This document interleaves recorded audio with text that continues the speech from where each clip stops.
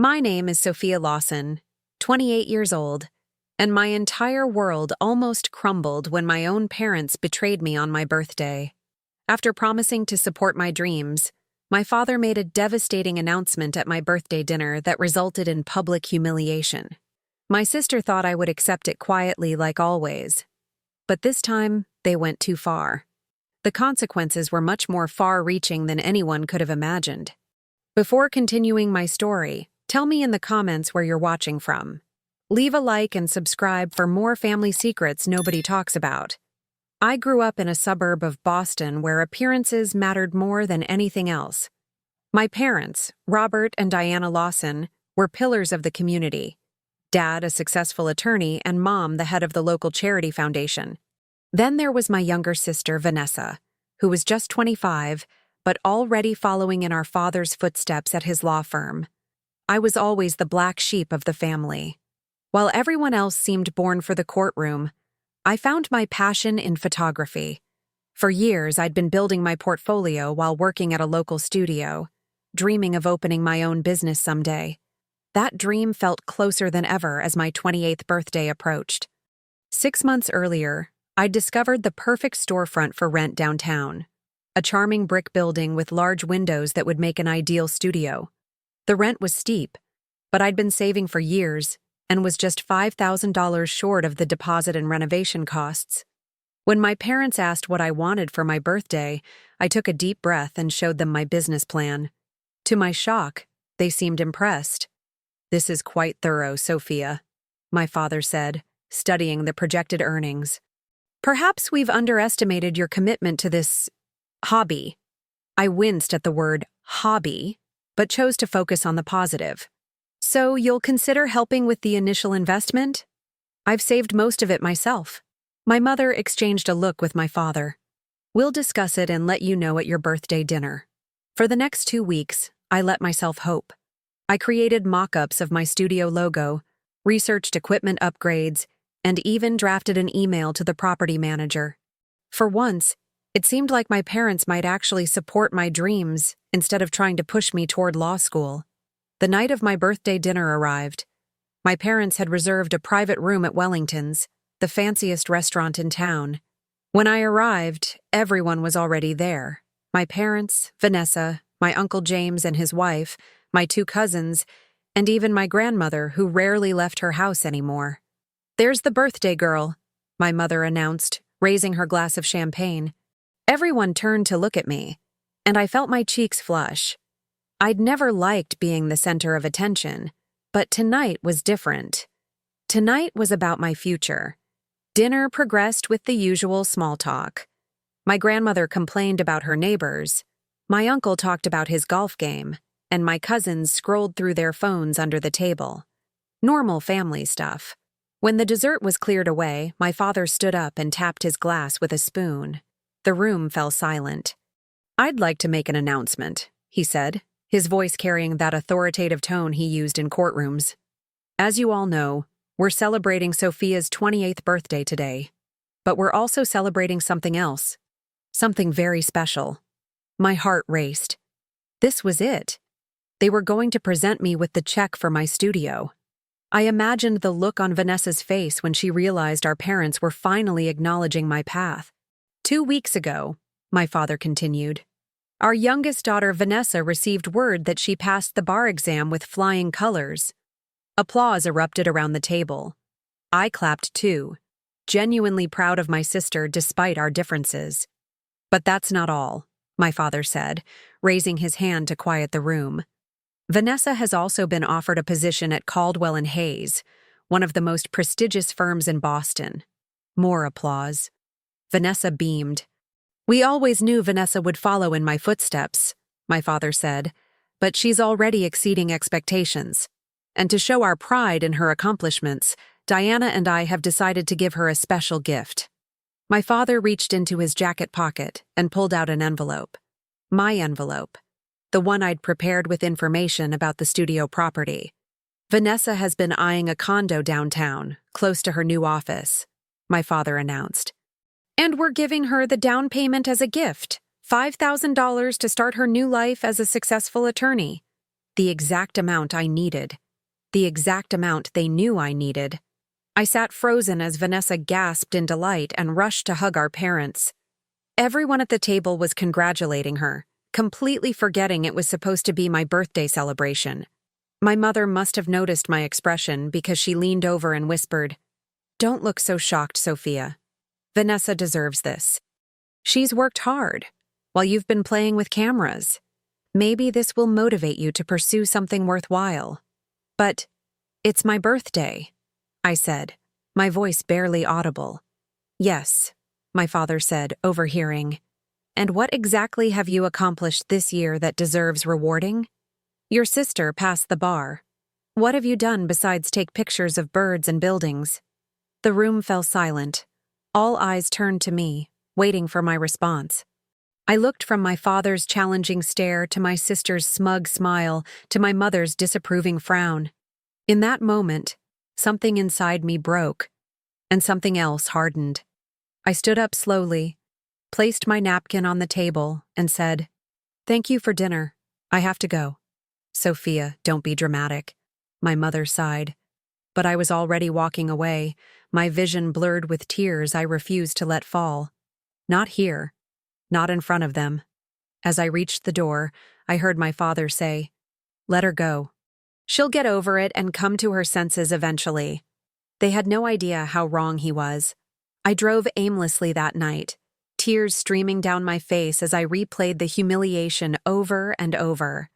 The cold November air bit through my thin dress when I finally parked at Riverside Park, our city's pride with its sweeping view of the Charles River. I sat on a bench watching the water ripple under moonlight, feeling completely alone despite the occasional jogger passing by. The worst part wasn't losing the money. It was the realization that my parents had never taken me seriously, and probably never would. 28 years of trying to earn their approval, and all I had to show for it was a collection of dismissive comments and disappointed sighs. My phone buzzed repeatedly with texts from family members. My grandmother asking if I was okay. My cousins saying I'd overreacted.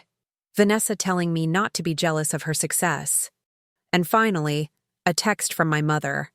"Your behavior was embarrassing. Call your father tomorrow and apologize." That was the moment I decided to change everything. Not to please them, but to free myself from needing their approval.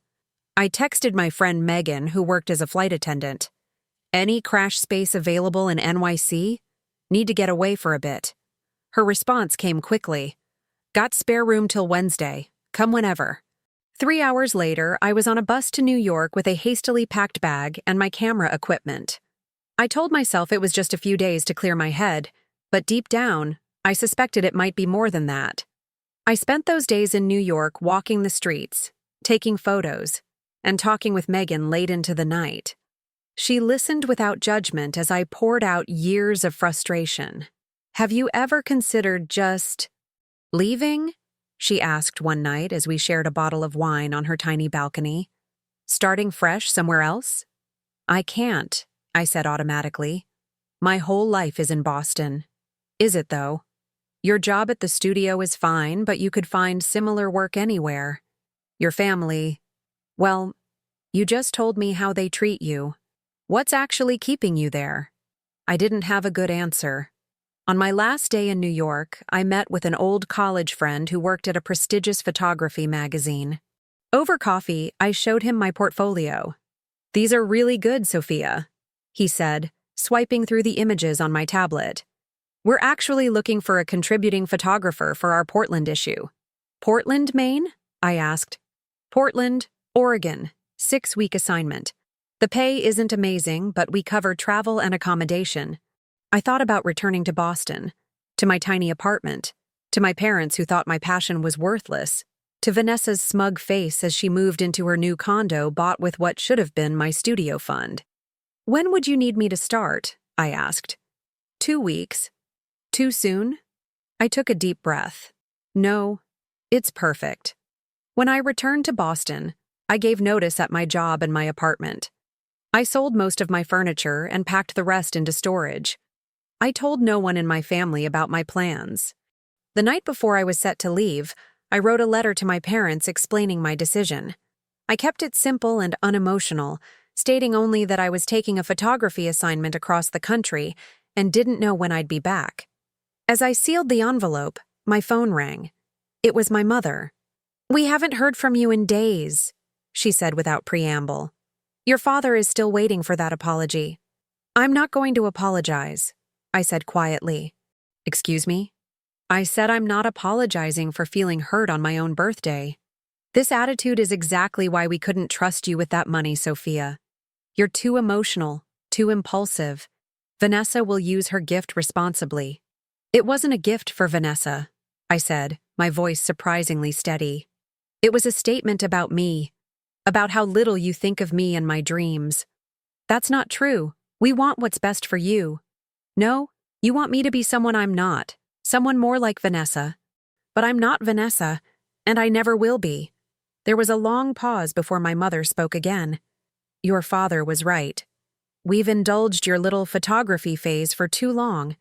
It's time you grew up and—" "I've got to go," I interrupted. "I have an early start tomorrow."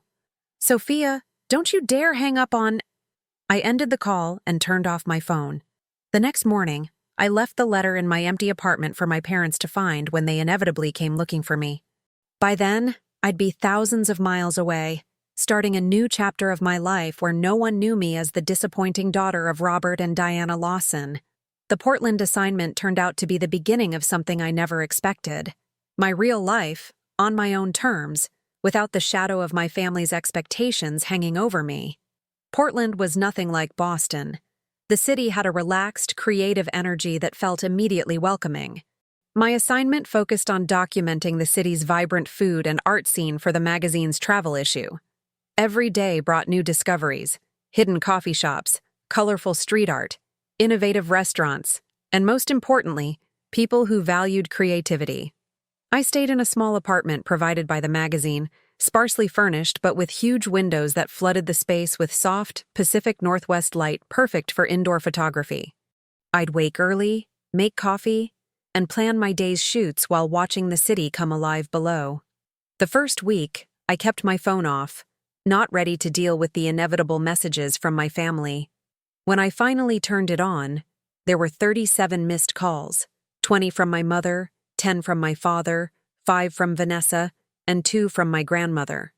The voicemails ranged from confused to concerned to angry. "Sophia, this is ridiculous. Call us immediately." "Dad, how could you just disappear like this? We're worried sick." "Mom, whatever drama you're trying to create, it's working. Mom's upset. Thanks a lot." Vanessa. Only my grandmother's message held any warmth. "Dear, I don't know what happened, but I hope you're finding what you need. I love you." I texted only her, letting her know I was safe and working on an assignment in Portland. I asked her not to tell my parents where I was, just that I was okay. She agreed, though she urged me to contact them myself. I couldn't, not yet. Every time I thought about that birthday dinner, the humiliation burned fresh. I needed space to heal, to find out who I was without their constant judgment. The 6-week assignment stretched into 8 as the magazine asked for additional pieces. My editor in New York was impressed with my work and began sending other assignments my way. For the first time in my life, my photography wasn't just being taken seriously. It was being celebrated. After 3 months in Portland, I found myself reluctant to leave. I'd made friends, established connections with local galleries, and even had a few of my personal pieces displayed in a small coffee shop exhibition. When my landlord mentioned he needed the apartment back, I began looking for my own place. That's when I met Alice, a real estate agent with purple-streaked gray hair and an infectious laugh who specialized in helping artists find affordable spaces. "What's your budget, honey?" she asked during our first meeting. I named a modest figure based on my recent earnings. She tapped her pen against her teeth. Not much in that range for living space. But what about a live work situation? I know a building where a small commercial unit just opened up. Has a loft space that's technically not up to code for residential, but plenty of artists live in them anyway. The space was perfect, a former flower shop with a private apartment upstairs. The storefront area had wonderful natural light and enough space for a small gallery and studio. The upstairs was cozy but functional, with a tiny kitchen and bathroom. The building sat in a developing neighborhood with other artists and small businesses. The rent was at the very top of my budget, and I'd need to invest in renovations to make the commercial space work as a photography studio. I hesitated, thinking of my failed attempt back in Boston. "I sense a story there," Alice said, noticing my expression. I found myself telling her about my birthday, my parents, the money that was promised and then given to my sister. "Well, sugar," she said when I finished, "sounds to me like the universe did you a favor. You got away from people who didn't appreciate your talent, and now here you are, about to open your own studio anyway." "I don't know if I can afford it," I admitted. "Let me talk to the owner. He's an old friend and appreciates having artists in his buildings. Maybe we can work something out." Alice negotiated a deal where I could pay a reduced rent for the first 6 months while I established my business, with the difference added to my payments in small increments later. She also introduced me to a contractor who would help me renovate the space in exchange for photography services for his business. I signed the lease on a rainy Tuesday, exactly 4 months after I'd fled Boston.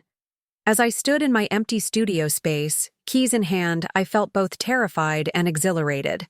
This was it, the dream I'd had for years, happening not because of my family's support, but despite their lack of it.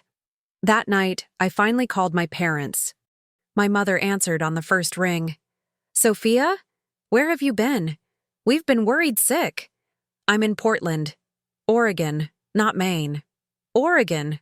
What on earth are you doing there?" "Working, living." I took a deep breath. "I just signed a lease on a studio space. I'm opening my own photography business." There was a long silence before my father's voice came on the line. They'd put me on speakerphone. "With what money?" he demanded. "You barely had savings." "I've been working steadily since I got here. Magazine assignments mostly. And I made some connections who helped make it possible." "This is exactly the kind of impulsive behavior we worry about," my mother said. "Rushing across the country, signing leases with strangers." "I'm 28 years old," I interrupted. "I'm not being impulsive. I'm building a life that makes me happy." "You're running away because you didn't get your way at your birthday," my father said dismissively. "Vanessa is thriving in her new position, by the way. She's already being mentored by the senior partners." Of course, they brought up Vanessa. Some things never changed. "I'm glad she's doing well," I said, surprised to find I actually meant it. "But I'm not calling to talk about Vanessa. I wanted you to know where I am and that I'm okay." "When are you coming home?" my mother asked. "This is my home now, Mom. I've signed a year-long lease." Another silence fell. I could picture them exchanging looks across their kitchen table. My mother's lips pursed in disapproval, my father's brow furrowed. "Well," my father finally said, his tone clipped, "I hope you know what you're doing. Don't expect us to bail you out when this photography scheme falls apart." "I won't," I said. "I've never expected that from you." The call ended shortly after, leaving me feeling drained but somehow lighter. I'd stood my ground, told them about my plans without seeking their approval. It was a small victory, but an important one. That night, I slept on an air mattress in my new studio, surrounded by empty space waiting to be filled. Outside, rain tapped gently against the windows, and somewhere in the building, I could hear faint music playing. It wasn't perfect, but it was mine, all mine. And for the first time in my adult life, I felt completely free. Over the next few months, I poured everything into transforming the space. The front became Prism Photography Studio, with clean white walls to display my work, comfortable seating for clients, and a professional shooting area. The back room I converted into a dark room, a bit old-fashioned in the digital age, but I'd always loved the traditional development process and wanted to offer it as a specialty service. Word spread quickly in the creative community. I started with headshots for local artists and small business owners, then expanded to event photography. I joined the Neighborhood Business Association, contributed photos to local publications, and volunteered to teach a photography workshop at the community center. Each connection led to more work. My parents called every few weeks, our conversations brief and superficial. They never asked about my business, and I never volunteered information. It was as if we'd reached an unspoken agreement to pretend my studio didn't exist. My grandmother, however, requested regular updates and proudly displayed my published photos in her home. 8 months after moving to Portland, I received an unexpected opportunity. A well-known travel magazine was planning a special issue on Hidden America and wanted me to shoot a 12-page spread on Portland's lesser-known attractions. It was my biggest assignment yet, and it came with a substantial paycheck. The day the magazine hit newsstands, I bought 10 copies and mailed one to my grandmother with a note, "Look who's a featured photographer. Love you." I considered sending copies to my parents, but decided against it. If they were interested in my career, they could make the effort to ask. That evening, as I was locking up the studio, my phone rang. It was Vanessa, the first time she'd called since I left Boston. "So," she said without greeting, "I just saw your name in National Geographic Traveler. Grandma's showing it to everyone." I smiled, imagining my grandmother proudly displaying the magazine to her bridge club. It's a good spread. I'm happy with how it turned out. Mom and Dad saw it too. My smile faded. "Oh? What did they say?" "Dad said it was just a fluke. Mom didn't say anything." Vanessa paused. "But I think they were impressed, even if they won't admit it." I wasn't sure how to respond. Part of me still craved their approval, while another part wanted to declare that I no longer cared what they thought. "Are you making actual money?" Vanessa asked, her tone skeptical. "Enough to live on?" "Yes, Vanessa. I'm doing fine." "Really? Because we all know how expensive it is to run a business. If you're struggling, you can just say so." There it was, the familiar condescension, the assumption that I must be failing.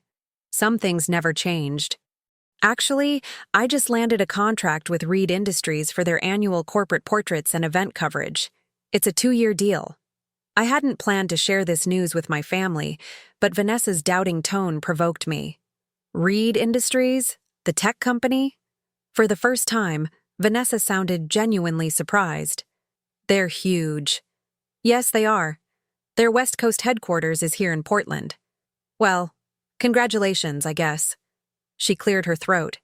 "Listen, I'm calling because Mom and Dad's 30th anniversary is coming up.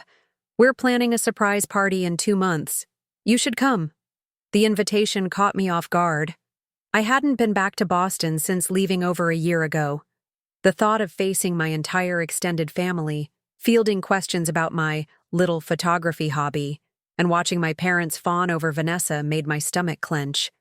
"I don't know, Vanessa. I'm pretty busy these days." "It's their 30th anniversary, Sophia. You can't skip it because you're still holding a grudge about your birthday present." "That's not—" "Everyone's asking about you. Grandma misses you. Even Mom and Dad in their way. Just come for the weekend. You can stay with me if you don't want to stay with them." I closed my eyes, trying to imagine stepping back into my old life, even temporarily.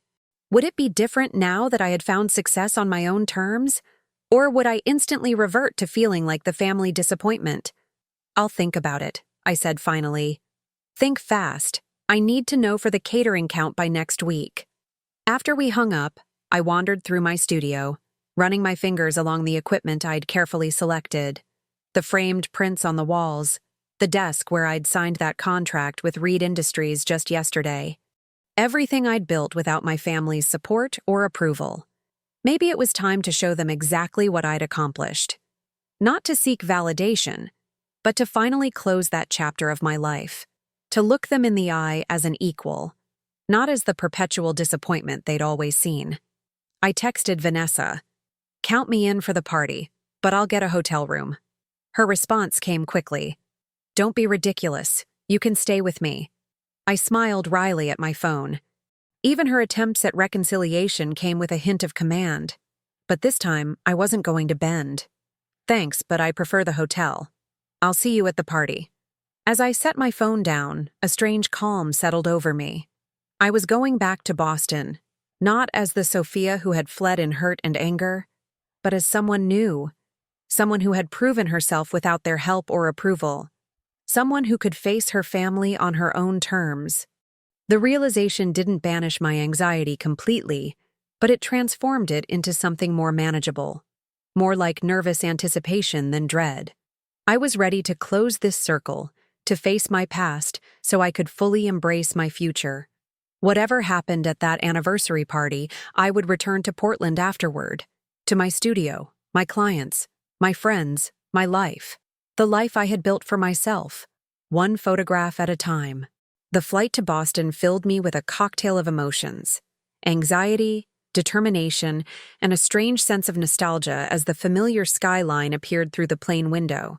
The city looked exactly the same, yet I was returning as someone entirely different. I checked into my hotel, a boutique place downtown that I definitely couldn't have afforded before. After freshening up, I decided to visit the one person I genuinely missed: my grandmother. Her face lit up when she opened her door. "Sophia, I didn't expect you until tomorrow." She hugged me tightly, her frame smaller than I remembered. Inside, her apartment smelled of cinnamon and coffee, comfortingly familiar. On her mantel, proudly displayed in a silver frame, was one of my photographs from the magazine spread. "You look wonderful," she said, patting my cheek. "Success agrees with you." We spent the afternoon catching up. Unlike my parents, she asked detailed questions about my business, my apartment, my friends in Portland. She actually wanted to know about my life. "Your parents are proud of you, you know," she said as I prepared to leave. "They're just too stubborn to say it." I gave her a skeptical look. "I'm serious," she insisted. "Your father keeps that magazine on his desk. I've seen him showing it to colleagues." The thought of my father, the man who called photography my little hobby, displaying my work was hard to imagine. But my grandmother had never been one to lie, even to spare feelings. "Maybe they've changed," I said, not quite believing it. She squeezed my hand. "People can surprise you, dear. Sometimes they just need time." The next day, the day of the party, I met Vanessa for lunch. She looked exactly as I remembered. Perfectly styled in an expensive suit. Not a hair out of place. "You look different," she said, studying me across the table. I'd swapped my usual jeans and t-shirts for a simple blue dress, but I knew that wasn't what she meant. There was a confidence in my posture that hadn't been there before, a certainty in my movements. "Portland changed me," I said simply. Lunch was surprisingly pleasant. Vanessa talked about her job, her recent promotion, her new boyfriend who worked at a neighboring law firm. I told her about my studio, my clients, the photography classes I'd started teaching at the community college. "You're actually doing it," she said, sounding genuinely impressed. "Making a living as a photographer. Did you think I wouldn't?" She shrugged. "Honestly? Yes. I thought you'd be back within 6 months, ready to take Dad's offer to pay for law school. That was never going to happen. I see that now." She hesitated. "Listen, about your birthday last year." I tensed. We hadn't discussed that night since it happened. "I shouldn't have accepted that money," she continued. "I knew what it meant to you. I was just so caught up in making Dad proud that I didn't think about how it would hurt you." It was the closest thing to an apology I'd ever heard from my sister. Coming from Vanessa, who never admitted fault, it was practically a groveling plea for forgiveness. "Water under the bridge," I said, surprised to find I meant it. "I'm doing fine without it." "Better than fine, from what I hear. The Reed Industries contract is impressive." I raised an eyebrow. "You looked them up?" "Of course I did. I wanted to know if you were exaggerating." She gave me a small smile. "You weren't." The party that evening was held at the country club where my parents had celebrated every major milestone for as long as I could remember. I arrived a few minutes late, taking a deep breath before entering the banquet room. About 50 people had gathered. Family members, longtime friends, my father's law partners, my mother's charity board members. My parents stood in the center of the room, accepting congratulations and looking exactly as they always had. My father distinguished in his tailored suit, my mother elegant in blue silk. Several people did double takes when they saw me. My mother's friend Margaret rushed over. Sophia, we thought you'd moved to… Was it Seattle? Portland, I corrected. Of course, Portland. Your mother mentioned you were doing some photography there. I own a studio, I said. Prism Photography. How lovely, she said, clearly having no idea how to respond to someone who had chosen such an unconventional path. I made my way through the crowd, accepting hugs from relatives and deflecting questions about when I'd come to my senses and return to Boston. Finally, I came face to face with my parents. Sophia, my mother said, her expression a careful mask. You made it. Happy anniversary, I said, giving each of them a brief hug. My father cleared his throat. Your grandmother tells me you're doing well in Portland. I am, I said. The studio is thriving. Good, that's good. An awkward silence fell. 30 years of marriage celebrated. Yet they couldn't think of anything genuine to say to their daughter after more than a year apart. I saw your work in that travel magazine, my mother finally said. The photographs were very vivid. Coming from her, it was almost a compliment. The evening progressed with speeches and toasts. Vanessa had prepared a slideshow of family photos throughout the years. I noticed she'd included several of me: graduation, birthdays, family vacations, moments when I had been unquestionably part of the family. When dinner was served, I found myself seated at the family table between my grandmother and my Uncle James. My parents sat across from me, occasionally glancing my way but mostly focused on their other guests. I hear you're quite the successful businesswoman now, my uncle said between bites of salmon. I'm doing well, I acknowledged. Robert mentioned you landed a major corporate client. Impressive for someone so young. I looked at my father in surprise. He'd been talking about my business? The Reed contract, my father confirmed, not quite meeting my eyes. Your grandmother mentioned it. Sounds like a good opportunity. It is, I said. They've already referred me to 2 other companies. My mother leaned forward slightly. And you're handling all this yourself? The business side of things? Every aspect, I said. Client management, bookkeeping, marketing, not to mention the actual photography and editing. That's a lot for one person, she remarked. I'm considering hiring an assistant soon. Business has been good. My father nodded, something flashing across his face that looked almost like respect. Smart move. Delegation is key to scaling any business. It was the most normal conversation we'd had in years, possibly ever. For a brief moment, they were treating me like an adult with a legitimate career, not a child playing pretend. After dinner, as guests mingled and the band played, my grandmother pulled me aside. I told you they were proud, she whispered. They're being civil, I corrected. It's not the same thing. For your parents, it's a start. She patted my hand. Give them time. As the evening wound down, I prepared to leave, saying goodbye to relatives and promising to keep in touch. At the door, I found my parents waiting. You're leaving already? My mother asked. Early flight tomorrow, I explained. I have a client session in the afternoon. My father nodded. Of course, business first. Exactly. Another awkward silence fell. There was so much unsaid between us. Years of disappointment and misunderstanding that couldn't be resolved in one evening. It was good to see you, Sophia, my father finally said, his voice formal but not unkind. You too, Dad. I hesitated, then added, my offer stands. If you ever want to visit Portland, see the studio. Something softened in my mother's expression. Perhaps sometime, when schedules allow. It wasn't an enthusiastic acceptance, but it wasn't a rejection either. A small crack in the wall between us. As I walked to my waiting taxi, I felt lighter somehow.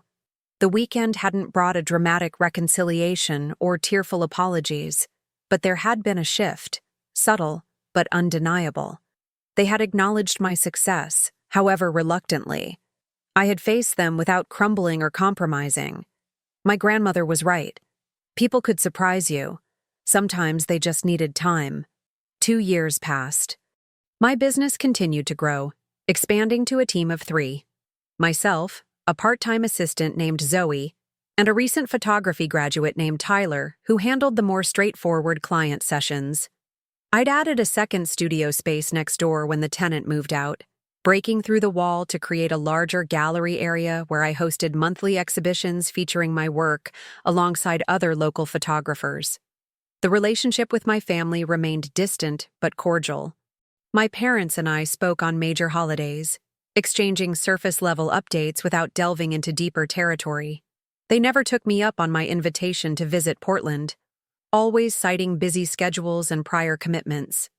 I returned to Boston once for my grandmother's 80th birthday, a brief weekend trip that felt less fraught than the anniversary party, but still tinged with unresolved tension. Life settled into a comfortable rhythm until one Tuesday morning in May when my phone rang with my father's number, something that almost never happened. "Sophia," he said, his voice tight with an emotion I couldn't identify. "Your grandmother had a stroke last night." The world seemed to tilt. "Is she—" "She's stable," he said quickly. "But the doctors say it was serious. She's asking for you." I was on a plane that afternoon, work appointments canceled, emergency instructions left with Zoe and Tyler. My grandmother was the one person in my family who had always believed in me, who had supported my dreams without question. The thought of losing her was unbearable. At the hospital, I found my parents in the waiting room, both looking exhausted. My mother's eyes were red-rimmed from crying, a vulnerability I rarely saw in her.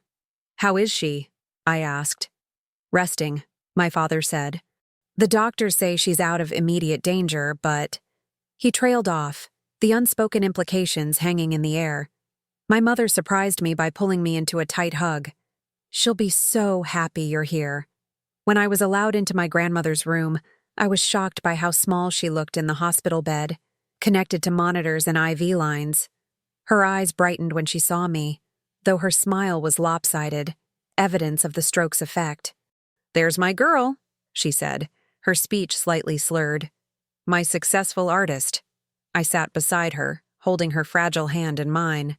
"You gave us quite a scare." "Nonsense. Just a little hiccup." She squeezed my fingers with surprising strength. "Perfect timing, actually. Got everyone in one place."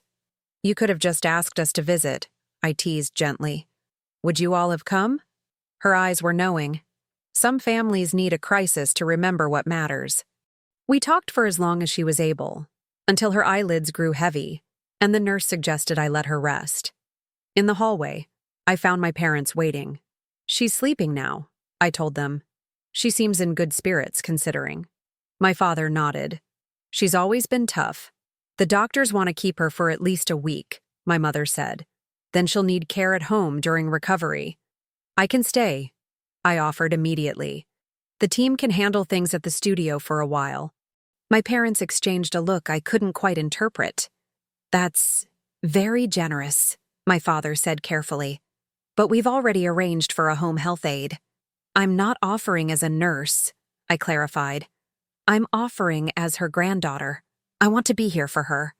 Another exchanged glance between my parents. "If you're sure you can manage it with your business," my mother said finally. "We know how important your work is to you." The comment could have been passive-aggressive, but her tone seemed genuine. Another small shift in our complicated dynamic. I stayed at a hotel near the hospital for the first few days, but the arrangement quickly became impractical.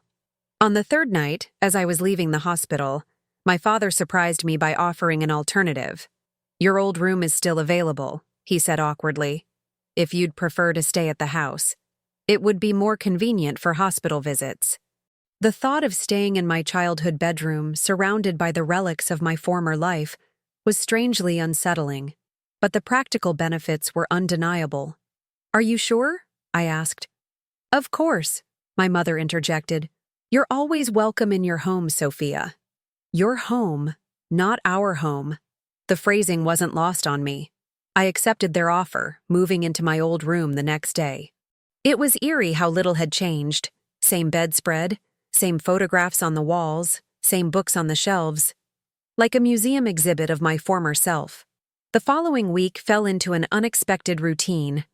Mornings at the hospital with my grandmother, afternoons working remotely from my laptop, evenings in awkward but increasingly comfortable dinners with my parents. We talked mostly about my grandmother's condition, sometimes venturing into safer territories like books or films. Never about my business or their initial disapproval of my choices. One evening, as I was working in my room, my father knocked on the open door. "May I come in?" he asked formally. "Sure," I said, closing my laptop. He stood awkwardly, looking around the room as if seeing it for the first time. "Your grandmother's doctor called. They're planning to discharge her next Tuesday if her progress continues." "That's good news." "Yes." He cleared his throat. "I also wanted to tell you, we appreciate you being here, taking time away from your business." "She's family," I said simply. He nodded, then surprised me by sitting on the edge of the bed. "Sophia, there's something I've been meaning to discuss with you." My guard immediately went up. "What is it?" "Your mother and I have been talking. About you, about your studio." He clasped his hands together, looking uncharacteristically uncertain. "We owe you an apology." I stared at him, wondering if I'd misheard. "At your birthday dinner 2 years ago," he continued, "we were wrong to dismiss your plans the way we did. Wrong to give Vanessa that money when we'd all but promised it to you." I remained silent, too stunned to respond. At the time, we genuinely believed we were doing what was best. Law is a stable profession. Photography seemed so uncertain. He looked up, meeting my eyes directly. "We were wrong about that too. You've proven that." My throat felt tight. "Dad, please, let me finish." He took a deep breath. "I've always prided myself on recognizing potential. It's what made me successful as an attorney. But I failed to see yours. Failed to see that your passion wasn't just a phase or a hobby, but a genuine calling." Tears pricked at my eyes. After all this time, all the hurt and distance, here was the acknowledgement I'd once desperately craved. "Your grandmother helped us see it," he admitted. "She's been your champion from the beginning, showing us your publications, telling us about your business achievements, making us face our own prejudice." "I didn't know that," I said softly. "She made us promise not to tell you. Said you needed to succeed on your own terms, without our interference." A smile touched his lips. "Wise woman, your grandmother." We sat in silence for a moment, the weight of years of misunderstanding between us. "I don't expect this conversation to magically fix everything," he said finally. "But I wanted you to know that we're proud of you, Sophia. What you've built, what you've become. It's remarkable. And it's entirely yours. You did it without our help.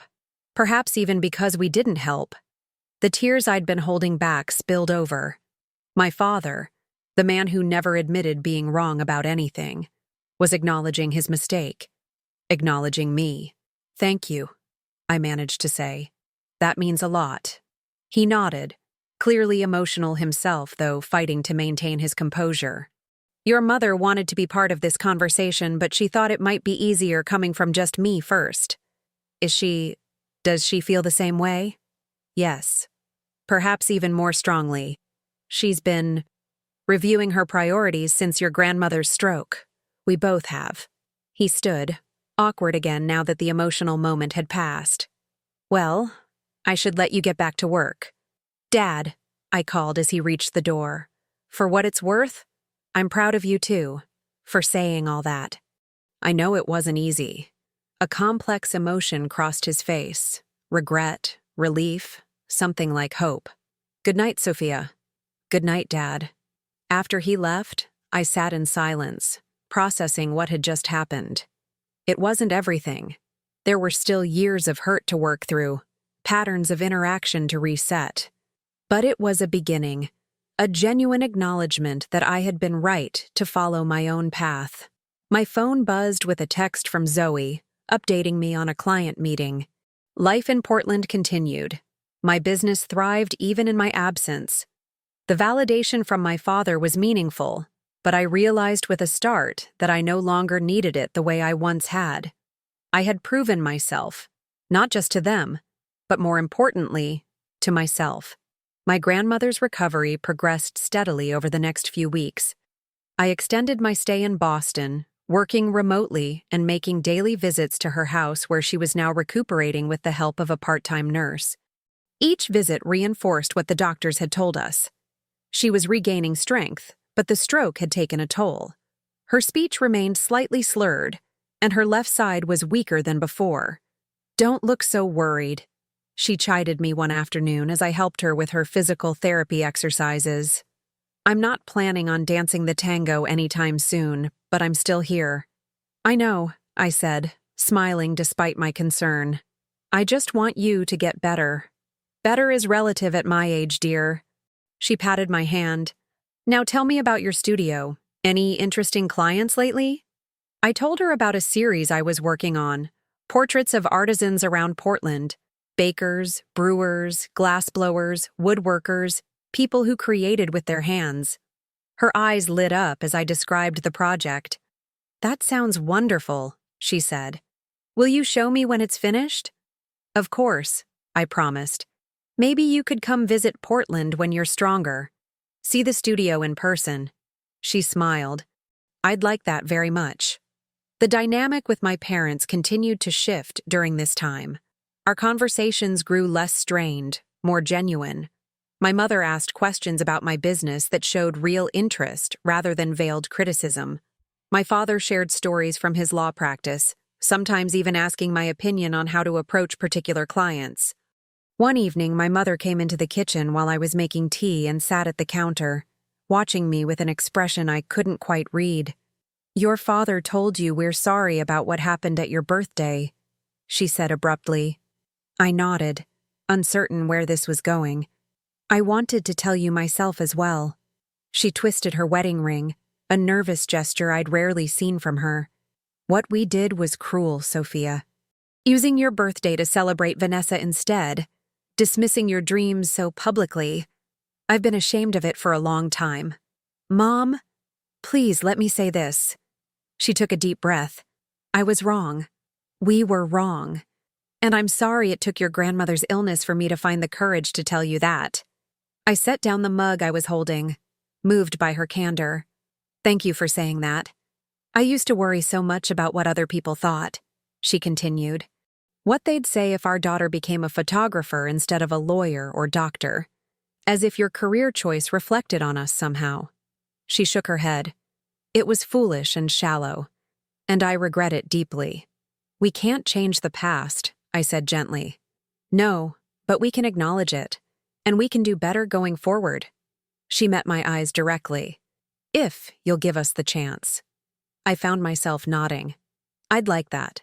The next morning, I received an unexpected call from Tyler at the studio. One of our largest clients, a regional bank that had commissioned a series of branch photographs, was unhappy with the initial concepts and threatening to pull the contract. "I've tried to smooth things over," Tyler said, clearly stressed, "but they're insisting on speaking with you directly.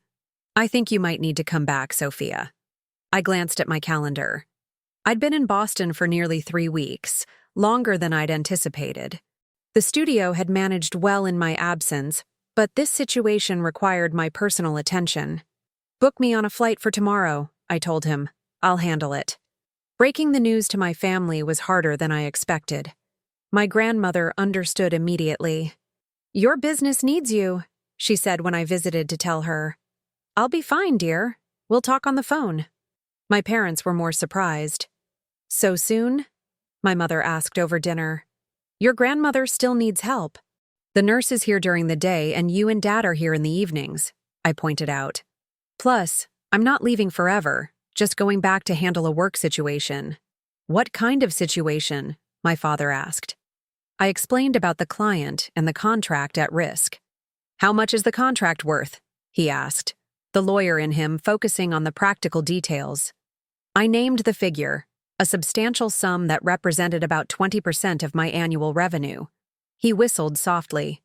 "That's significant." "It is," I agreed, "which is why I need to go back and handle it personally." "Of course you do," my mother said, surprising me with her supportive tone. "Your business has to come first." The next morning, as I was packing, my father appeared in my doorway. I've been thinking about your client situation, he said without preamble. Corporate clients can be tricky. They often respond better when they feel they're getting special attention. I smiled at his serious expression. That's true in photography, too. I was wondering if you'd like some advice. From a business perspective. I paused in my packing, touched by the offer. It was the first time he'd suggested he might have something valuable to contribute to my career. I'd appreciate that. We spent the next hour at the kitchen table, my father asking detailed questions about the client, the project parameters, and the specific complaints. He offered suggestions on how to approach the meeting, focusing on making the client feel heard while still maintaining my creative integrity. Remember, you're the expert, he said as we wrapped up. They came to you for a reason. Don't let them dictate your artistic vision, but make them feel like partners in the process. That's actually really good advice, I said, genuinely impressed. He smiled, a hint of his old confidence showing through. I may not know photography, but I do know how to handle difficult clients. My mother drove me to the airport, the car ride filled with comfortable conversation rather than the tense silence that had characterized our interactions for so long. You'll come back soon? She asked as we pulled up to the departures area. I will, I promised. And maybe you and Dad could visit Portland sometime, see the studio, meet my team. Her face brightened. We'd like that very much. As I waited at the gate for my flight, I reflected on the unexpected turns my life had taken.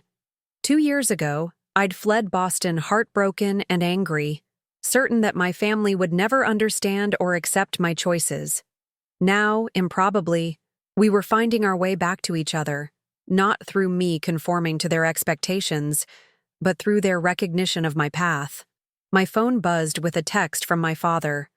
Good luck with your client meeting. Call if you need any more advice. Proud of you. 3 simple words that once seemed impossibly out of reach. Proud of you. I boarded the plane with a sense of optimism I hadn't felt in years. The rift wasn't fully healed. There were still awkward moments, still years of hurt to process. But we had made a beginning, found a new way of relating to each other as adults, rather than as disappointed parents and rebellious child. As the plane took off, I watched Boston recede below me, no longer feeling like I was escaping, but simply returning to the life I had built, a life that now might include my family again, on new and better terms. The client situation in Portland resolved more smoothly than I'd anticipated, thanks in part to the approach my father had suggested. Rather than defensively justifying my team's work, I listened to the client's concerns, acknowledged their perspective, and then proposed a revised concept that addressed their needs while maintaining my artistic vision. They not only stayed with us, but expanded the project to include additional branches. I called my father that evening to share the news. They accepted the new proposal and added 3 more locations to the contract, I told him, unable to keep the excitement from my voice. That's wonderful, he said, sounding genuinely pleased. What changed their minds? Your advice helped, actually, making them feel heard while still guiding them toward a better solution. I'm glad I could contribute in some small way, he said. Your grandmother will be thrilled to hear about your success. We spoke for nearly an hour, the conversation flowing more easily than it had in years. Before hanging up, he mentioned almost casually, Your mother and I have been discussing a trip to Portland, perhaps next month if that works with your schedule. Really?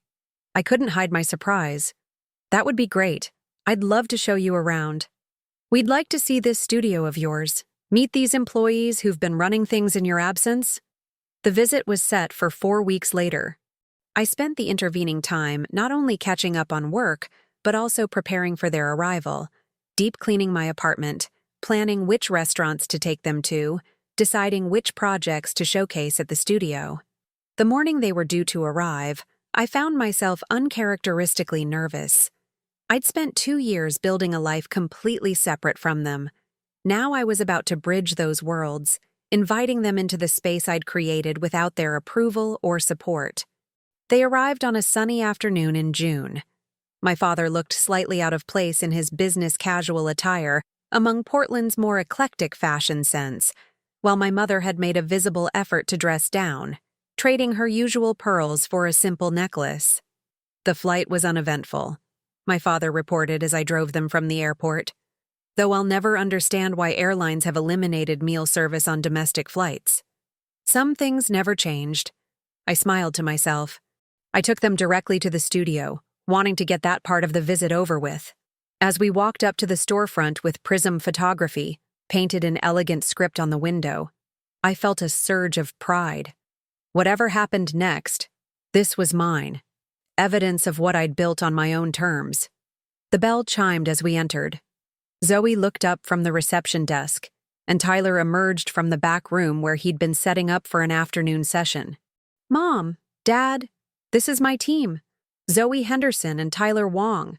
I made the introductions, watching as my parents shook hands with my employees. "It's so nice to finally meet you," Zoe said warmly. "Sophia's told us so much about you." I hadn't, actually, but appreciated her politeness. "Your daughter is an incredible photographer," Tyler added, "and a great boss." My father nodded, looking around the space with an appraising eye. "This is quite impressive, Sophia." I gave them the tour: the main shooting area with its professional lighting setup, the client consultation room, the dark room, the gallery space where some of my favorite works were displayed.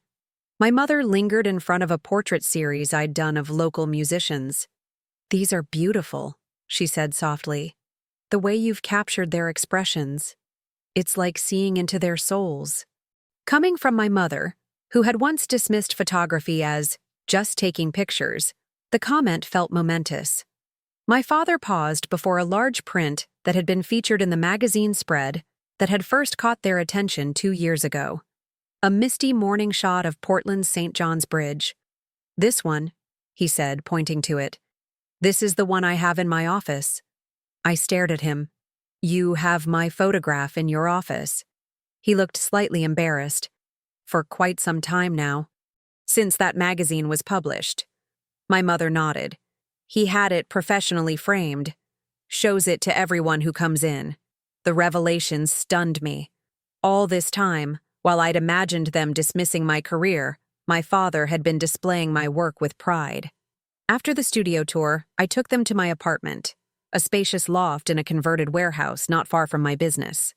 Here, too, I saw them taking in the evidence of my success: the comfortable furnishings, the well-equipped kitchen, the wall of windows overlooking the city. "This is a lovely home, Sophia," my mother said, running her hand along the marble countertop. "Thank you," I replied. "It's taken some time to get it exactly how I want it." "That's what homes are supposed to be," she said thoughtfully. "Reflections of ourselves, not what others expect." I looked at her in surprise, wondering if there was a deeper meaning to her words. The next 3 days passed in a blur of sightseeing, meals at my favorite restaurants, and increasingly comfortable conversations. I showed them the Portland I'd come to love: the quirky bookstores, the food cart pods, the Japanese garden, the Saturday market where local artisans sold their creations. On their final evening, I took them to dinner at an upscale restaurant overlooking the Willamette River. As we waited for dessert, my father cleared his throat in that way he had when preparing to say something important. "Your mother and I have been talking," he began, exchanging a glance with her, "about your grandmother." My heart sank. "Has her condition worsened?" No, my mother said quickly. "She's doing well, all things considered. But the doctors have made it clear she shouldn't live alone anymore. We're looking into assisted living facilities," my father continued. "Places where she can have her independence but with care available when needed." I nodded, seeing the practical necessity even as I felt sad about the change. "The thing is," my mother said, "she's resistant to the idea. Says she doesn't want to be surrounded by old people waiting to die, as she puts it."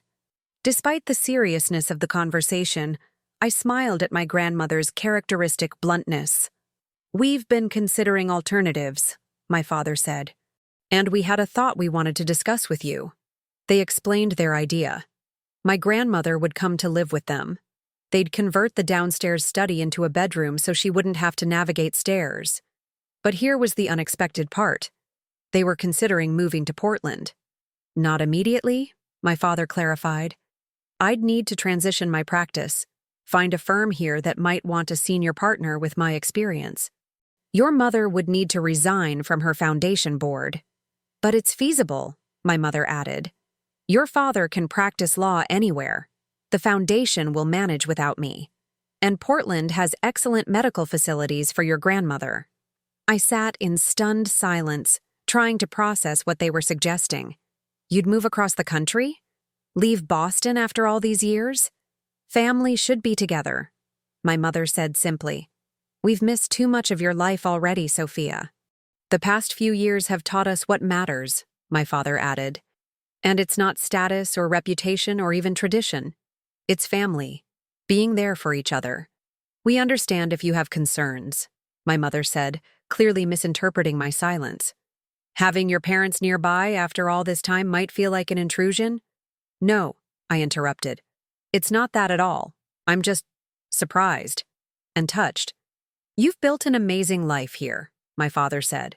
Instead of trying to pull you back to our world, perhaps it's time we joined yours. Tears pricked my eyes. I'd like that. I'd like that very much. It won't happen overnight, he cautioned. These transitions take time.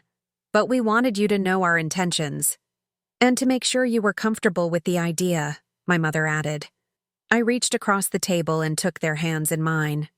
I am more than comfortable. As we finished our meal and walked along the riverfront afterward, I felt a sense of completion I hadn't known I was missing.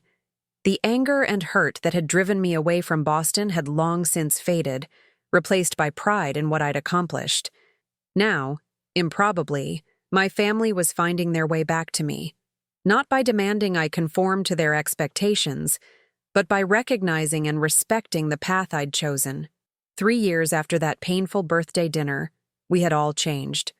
I had grown more confident, more established in my identity and career. My parents had softened, reconsidered their values, opened themselves to new possibilities. Even Vanessa, who had called just that morning to ask for photography recommendations for her law firm's website, was evolving in her own way. Standing at the railing overlooking the river, my mother slipped her arm through mine. Thank you, she said quietly. For what? For being brave enough to follow your own path. For not giving up when we couldn't see what you saw. For building this beautiful life that's now expanding to include us again. My father joined us, placing his hand on my shoulder.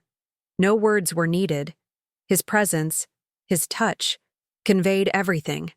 As the sun set over Portland, painting the sky in shades of pink and gold, I thought about how far we'd all come from that birthday dinner 3 years ago.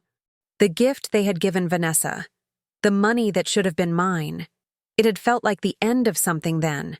Instead, it had been the beginning of my independence, my success, my true self. And now, unexpectedly, the beginning of a new chapter for our family. One where we could finally see and accept each other for who we truly were. Some journeys take you far from home only to lead you back again. Not to the place you left, but to something new and better. A place where the past doesn't define you, but informs who you've become. A place built on understanding rather than expectation, on acceptance rather than demand. A place that feels, at long last, like home.